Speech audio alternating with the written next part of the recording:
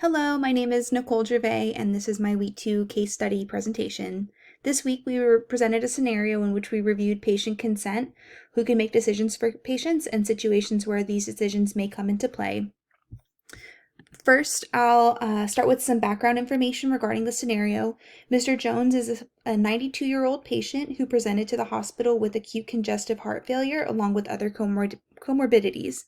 His physicians are guarded about his prognosis, and so they discuss the patient's wishes regarding resuscitation. After discussing this with the medical resident and with his family present, Mr. Jones decided to sign a DNR order. So on day 1 is when Mr. Jones was hospitalized, and this is when the discussion of the DNR occurred with the medical residents and his family members present, and this was documented in his electronic record. However, on day 3, Mr. Jones's daughter arrived from out of town. She is Mr. Jones's durable medical power of attorney and asked Mr. Jones's attending physician to cancel the DNR order. The attending physician documented this in a handwritten progress note that was then scanned into the patient's chart. However, the electronic DNR field was not updated in his EHR, and the medical resident who was seeing him had been copying and pasting the original DNR order into his subsequent electronic progress notes. On day 5, sadly, Mr. Jones went into cardiac arrest.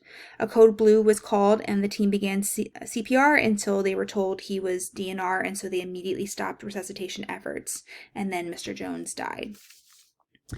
Some additional facts to consider in this case include the fact that Mr. Jones's daughter was not present during his discussion regarding his DNR decision on day 1. Secondly, his daughter chose to cancel the DNR order by invoking her rights as Mr. Jones's medical power of attorney. Lastly, Mr. Jones's son, who is a registered nurse, felt that he was better suited to make healthcare decisions for Mr. Jones. He disagreed with Mr. Jones's daughter's decision and felt it was uninformed. Some of the case issues involve patients' rights to make healthcare decisions and who can make those decisions and choices on behalf of a patient. Other issues include patient charting and if hospitals and providers can be charged with battery or wrongful death in scenarios like this. So in the situation, who can make decisions for patients? Here we have Mr. Jones. On day 1, his decision was made to sign a DNR order, and it was unclear whether or not he was deemed capacitated, but based on the scenario, we can assume that he was deemed capacitated at that time and able to make those decisions. Secondly, we have Mr. Jones's daughter, who is his durable medical power of attorney, and she does have the legal right to make decisions on his behalf. And in this case, she does have the right to cancel or reverse his decisions. However, she does have an ethical and a legal obligation to follow Mr. Jones's wishes and do what is best in his best interest. Thirdly, we have Mr. Jones's son. He is not an agent on Mr. Jones's power of attorney healthcare form. However, he does have background in healthcare. So in this situation, does this give him any legal rights, or does this give him any merit in the decision-making process for Mr. Jones? Unfortunately, in this situation, because he does not have any legal documentation such as a durable power of attorney for healthcare decisions, he does not really have much weight in this argument.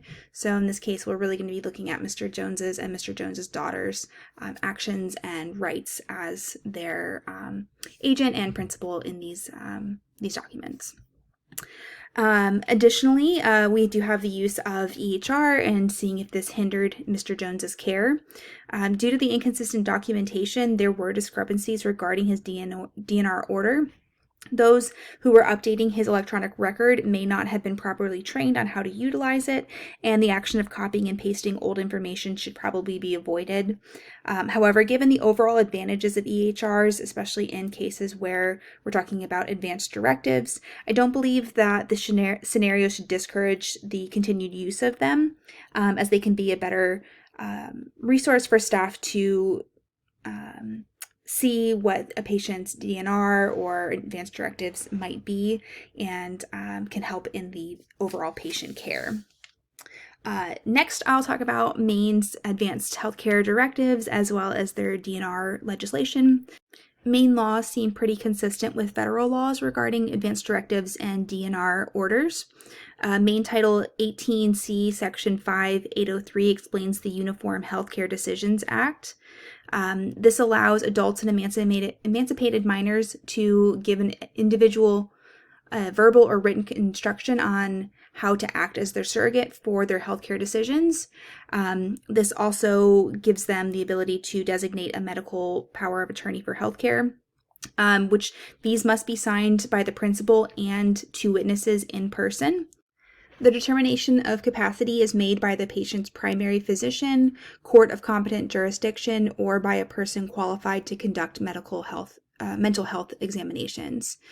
The agent must also make healthcare decisions in accordance with the principal's instructions and wishes if known, unlike the situation that we have today or the scenario that we're discussing today. Otherwise, the agent must act in the principal's best interest. Next, we have Maine's DNR orders. Very similarly, Maine's Title 18C, Section 5805 discusses patients' rights to name a medical power of attorney and allows them to decide the provision, withholding, or withdrawal of life-prolonging care. These include DNR orders, artificial nutrition and hydration, and pain relief. And next, we'll kind of talk about some of the legal issues in the scenario specifically. Regarding this case, I believe Mr. Jones's daughter did not uphold Mr. Jones's wishes regarding his end-of-life care. She did have the legal grounds to cancel his DNR order. However, the medical power of attorney should follow the patient's wishes, especially if it's been outlined in an advance directive such as a DNR. Secondly, it's also a little bit unclear if Mr. Jones was deemed incapacitated at any point. So on day one, we can kind of assume that he was deemed capacitated when he had the conversation with his medical resident where he documented that and signed the DNR order. But in order for a medical power of attorney to have rights, the patient needs to be deemed incapacitated in order for their rights to be started and so that they can make some of these decisions on behalf of the patient. So in this situation, if Mr. Jones was not deemed incapacitated, his daughter's medical durable power of attorney rights were not in place and she didn't have authority to make some of these decisions. However, if he was deemed incapacitated, she did have the legal right to cancel the DNR, but again, she had an ethical and legal obligation to comply with Mr. Jones's end-of-life wishes. So next, I have a flowchart of how hospitals should proceed with some of these scenarios that are like the one that we have here with Mr. Jones and his family. So first, I believe that hospitals and healthcare providers should follow the advance directives of a patient. So first, it's the patient's decisions if they've laid that out in some type of legal documentation. And then next, we would utilize any types of powers of attorney or durable power of attorney, healthcare durable power of attorney. And these individuals, these agents, should be acting in the patient's best interest and in accordance with their express wishes. In the scenario where this isn't so clear and there might be a conflict between what the patient's advance directive or what the agent's decisions might be, then teams should consult with the legal team or if there's an ethics board and see what they might think on the case. Secondly, if this doesn't resolve or result in some type of conflict resolution, then teams and hospitals should utilize the courts if it's indicated or necessary in these situations. In another scenario, if there are no advance directives or there is no power of attorney, then the healthcare team should consult with the legal team and then determine the patient surrogate in accordance with the Uniform Healthcare Decisions Act, and if needed, again, utilize the courts in cases where it's indicated. And so some of my legal recommendations from this case, I think hospitals should have a copy of patients' advance directives in their file. These advance directives should include if there's any types of power of attorney or healthcare power of attorney, any living wills, any DNR orders, life-prolonging care wishes, end-of-life wishes in general, as well as tissue and organ donation wishes. I think we should also utilize legal staff in complex and conflicting situations like this.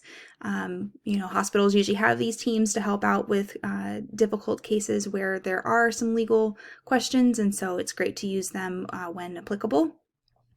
I also think it's really important to determine if a patient is considered capacitated or incapacitated.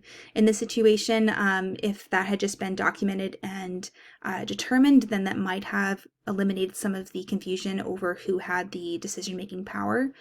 If Mr. Jones was considered capacitated up until the time of his death, then he had the right to be making his own decisions. But if at any point he did become incapacitated, then his daughter, as the medical durable power of attorney, she did have rights to start making decisions in his care. It's also important to be documenting things properly. Copying and pasting previous notes into new notes really should be avoided. I know there's a lot of kind of fatigue with making notes, especially with electronic notes and utilizing templates and things like that, but providers should really be careful about just copying and pasting old information, especially if that information has changed as the patient's care has continued. Also, using uniform documentation systems will help prevent discrepancies such as the one that we had in this situation. So in the situation, had all of the providers been using electronic records or electronic notes, then it might have been much easier to follow in the continuum of care rather than reading notes in multiple different parts or different aspects of the patient's chart. So as EHR is continuing to be implemented in some of these hospital systems, just having a standardized system of how to document patient notes and knowing where to find the most up-to-date information and the most chronological information would really help alleviate some situations where there are discrepancies such as this. And so that's my presentation for week 2 and Mr. Jones's situation or scenario. It is a very interesting scenario and kind of complex where, you do have a couple of people who might have rights in the decision-making of Mr. Jones's healthcare. And so it was a very interesting case to study and to kind of learn some of the legal rights that patients and their family members and their surrogates or powers of attorney might have. So I really enjoyed this assignment and looking forward to the topics that we'll continue to discuss and learn in this class. Thank you and have a good night.